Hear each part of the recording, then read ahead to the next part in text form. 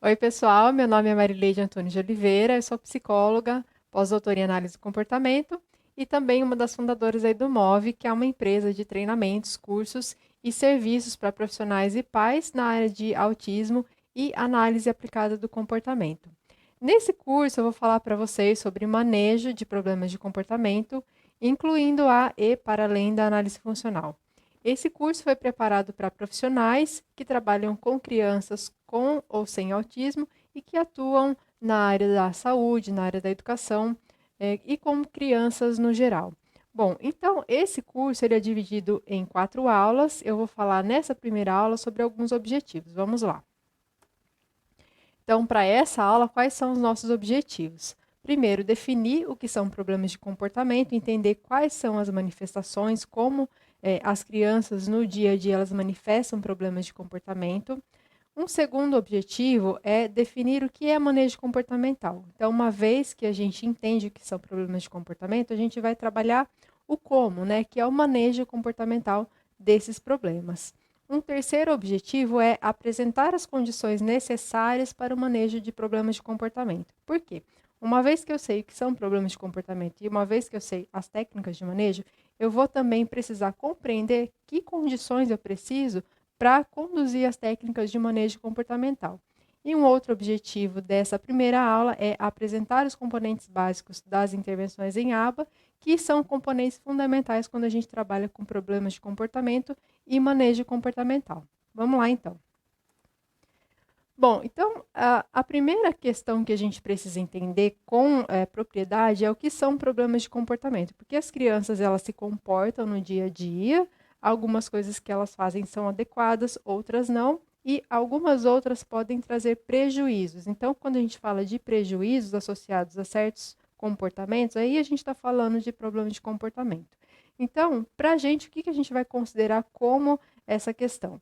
Então, problemas de comportamento são comportamentos, primeiro, que são inapropriados do ponto de vista social. Então, socialmente, os comportamentos que são apresentados pelas crianças, eles são vistos como inadequados do ponto de vista da cultura, da sociedade, são comportamentos que são discrepantes daquilo que a gente entende que são comportamentos próprios do desenvolvimento da criança.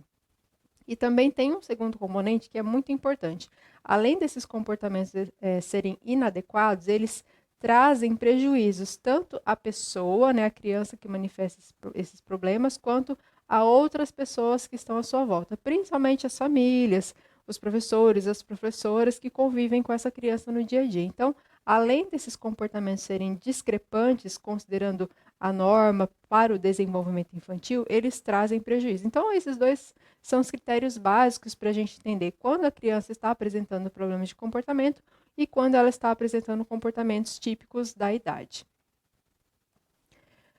Existem algumas manifestações desses problemas de comportamento. Eu vou falar para vocês de algumas, mas não são todas as manifestações. Aqui eu vou apresentar as básicas para a gente entender no dia a dia como observar esses comportamentos, entendendo o que eles são.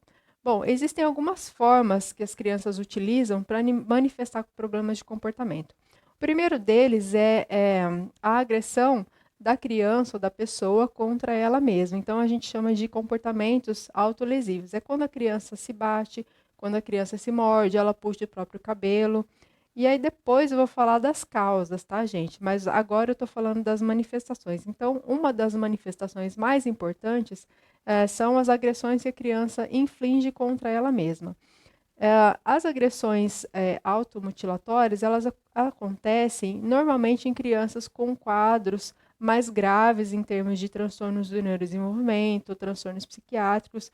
Eles não são tão comuns, mas quando você busca ou quando você trabalha com uma população mais atípica, é mais comum de você ver crianças com esse perfil de provocar agressões contra elas mesmas. Então, essa é uma primeira manifestação dos problemas de comportamento.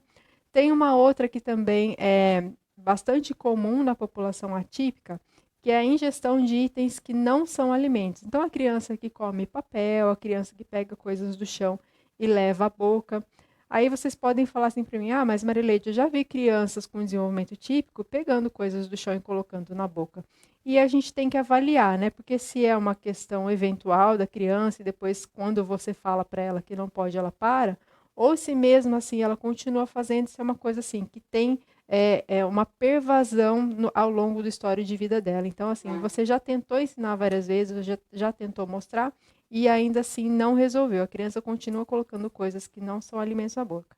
Aí a gente precisa levar essa situação com certo cuidado, porque usualmente isso se trata de uma manifestação de problemas de comportamento. Esse tipo de comportamento ele também é visto em pessoas, em crianças que têm quadros atípicos mais graves. Então, assim, a gente precisa discernir de crianças que, por uma falta de instrução, elas começam a pegar coisas do chão, ou crianças que, mesmo com instrução, elas continuam fazendo isso e isso trazendo prejuízos para a vida dela. Então, são coisas que parecem iguais, mas que a gente precisa dar uma tratativa diferente para elas. Uma outra forma de manifestação de problemas de comportamento é a destruição de propriedade. Isso é bastante comum no dia a dia das crianças, mas quando se torna persistente e grave, incluindo a questão dos prejuízos, a gente precisa também tomar bastante atenção. Então, são crianças que destroem brinquedos, objetos da sala de aula, da própria clínica de saúde, aquelas crianças que chegam na recepção dos serviços e começam a bagunçar tudo, quebrar. Esse tipo de comportamento também é um foco de intervenção muito comum. Um outro tipo que é bastante comum também é a agressão da pessoa ou da criança contra terceiros. Então, aquela criança que bate, que puxa o cabelo do coleguinha. E, de novo, isso é muito comum, muito parecido com o cenário de crianças, por exemplo, que ficam em creche. Às vezes, uma criança dá uma mordida na outra, puxa o cabelo, mas com intervenções pontuais, ensinando a criança o que fazer no lugar, o que não fazer, ela aprende. Outra coisa são crianças que, mesmo com instrução, elas não conseguem parar de cometer aquela agressão. Então, nesse caso, a gente vai precisar também pensar em uma proposta de manejo comportamental, porque, inclusive, além de trazer prejuízos para ela mesma, ela acaba cometendo prejuízos em relação a outras pessoas, em relação ao ambiente no geral.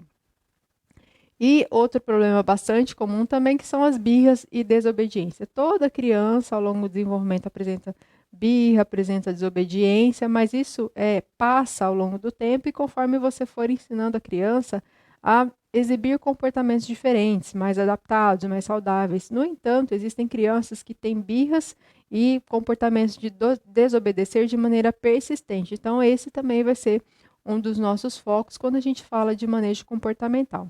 Então, sumarizando, existem algumas manifestações dos problemas de comportamento. Essas são as principais dela, mas existem outras.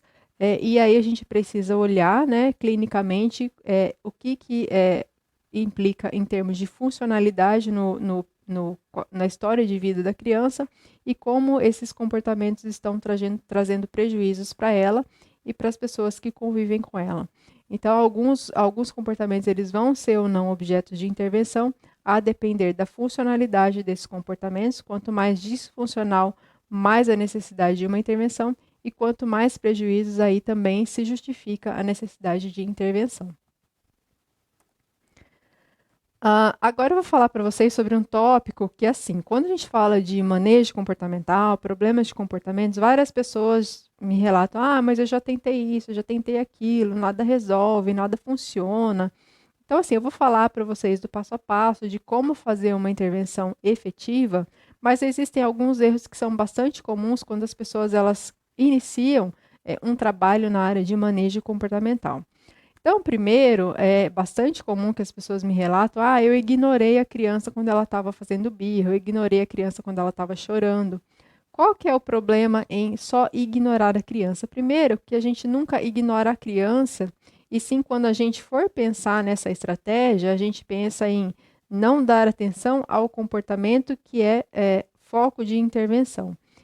Mas só isso não costuma resolver a dificuldade, porque quando você simplesmente ignora alguma coisa que a criança está fazendo de errado, você não ensina para ela o que ela tem que fazer no lugar que é correto. Então, ignorar o comportamento não dá certo, primeiro, porque precisa de um procedimento bem sistematizado para isso, de maneira, não pode ser aplicado de maneira aleatória, e muito menos porque isso, às vezes, as pessoas entendem como sendo ignorar a criança, e não é ignorar a criança, é tirar o foco do comportamento inadequado que a criança está apresentando no momento. Então, esse é um erro bem comum que as pessoas costumam fazer.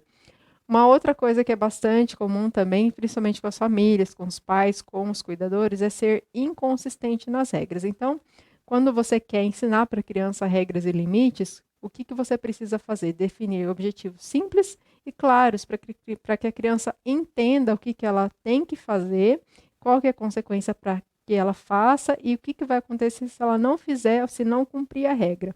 O que acontece? A maior parte das vezes, quando o adulto coloca uma regra para a criança, ele é inconsistente.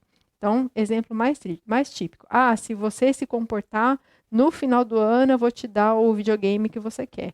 Então, se você se comportar, primeiro, não é claro e nem objetivo. Então, a criança não vai saber o que é se comportar, porque pode ser N coisas. Na cabeça dela pode ser uma coisa, na cabeça do adulto pode ser outra. Então, isso não fica claro para a criança. O que significa se comportar na prática, no dia a dia, exatamente o que ela tem que fazer.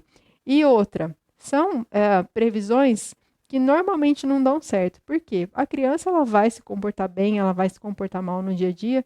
Então, o adulto possivelmente ele não vai conseguir esperar até o final do ano para recompensar a criança. Então, assim, o que acontece? Às vezes o adulto ele mantém essa regra por 1, 2 semanas e depois ele esquece dessa regra. Então, a criança ela percebe que existe uma inconsistência do adulto na hora de dar limites. E aí ela vai testando, testando, testando, e se isso não for tratado, esse problema pode se agravar e bastante. Outra coisa bem comum também é, uma vez que você consegue estabelecer uma regra consistente e clara com a criança, é você perder a paciência. Por quê? A criança que ela está acostumada a testar os limites, a testar as regras, ela vai, antes de obedecer, ela vai tentar entender até onde você pode chegar com a sua regra. E o que acontece? Normalmente as crianças elas testam bastante os adultos para ver se o adulto vai ser consistente realmente com aquilo que ele está falando. E aí, em algum momento, o que acontece? Normalmente o adulto perde a paciência, porque a criança ela vai testando de diferentes formas, várias vezes ao longo de vários dias, e aí chega uma hora que o adulto, né, a gente tem uma vida muito estressada, com muito trabalho, e vai chegar uma hora que a gente não vai ter condições de manter a consistência, a gente vai perder a paciência com a criança, e o que acontece? Normalmente a gente dá atenção para a criança no pior momento do problema de comportamento. E o que vai acontecer? Em vez da criança minimizar os comportamentos, ela vai aumentar. Por quê? Daí ela vai entender que para ela conseguir alguma coisa que ela quer, ela vai ter que se comportar da pior forma para que o adulto dê atenção para ela. Isso é uma coisa bem comum também e a gente precisa ficar bastante atento no dia a dia. Outra coisa, apresentar consequências muito longas ou isoladas das contingências. Então, muito longas é aquilo que eu falei para vocês. Ou se você se comportar bem hoje, lá no fim do ano você vai ganhar alguma coisa. Então, esse é o exemplo de uma consequência longa e pouco efetiva. E consequências isoladas das contingências. Então, o que são contingências de maneira bem simples? São relações entre 3 eventos. Então, o que antecede o comportamento que é aquilo que a criança faz e a consequência para esse comportamento. Normalmente o que acontece? A gente não diz para a criança em que contexto ela tem que se comportar, exatamente o que ela tem que fazer, e normalmente a gente consegue descrever o que vai acontecer se ela fizer ou se ela não fizer. Então, assim, quando você não liga essas três etapas, então o antecedente, o comportamento e a consequência, isso também dá base para que a criança ela perca a dimensão de o que está sendo ensinado para ela. Quando a gente fala, olha, você vai ganhar isso se você fizer aquilo e não diz o contexto, por exemplo, a criança ela pode fazer em alguns contextos, mas não fazer em outro, e aí você já vai se perder na hora de saber como consequencial, como dizer para aquela criança se ela vai receber ou não a recompensa e por que ela está recebendo aquela recompensa. E outra coisa bastante comum também, assim, é uma das coisas mais importantes que a gente tem em manejo comportamental, que é o registro e análise de dados. Então, assim, muitas pessoas que trabalham, inclusive, assim, profissionalmente com manejo comportamental, elas esquecem desse componente que manejo comportamental precisa de registro e precisa de análise de dados. Então, eu tenho que medir aquilo que a criança está fazendo. Para quê? Para eu saber se a minha técnica está sendo efetiva ou vai ser efetiva em algum momento. Então, normalmente o que as pessoas fazem? Elas aprendem em algum lugar. Para acabar com a birra da criança, tem que fazer aquilo. e ela faz uma, duas, três vezes, mas não mede. Aí depois ela fala, eu fiz isso, mas não deu certo. Mas o que que você fez exatamente? O que você observou? Como que você fez? O que que você mediu? Aí a pessoa não sabe responder. Então, nesses casos, é muito difícil que uma técnica de manejo dê certo. Por quê? Todos os procedimentos de manejo, eles requerem registro e análise de dados.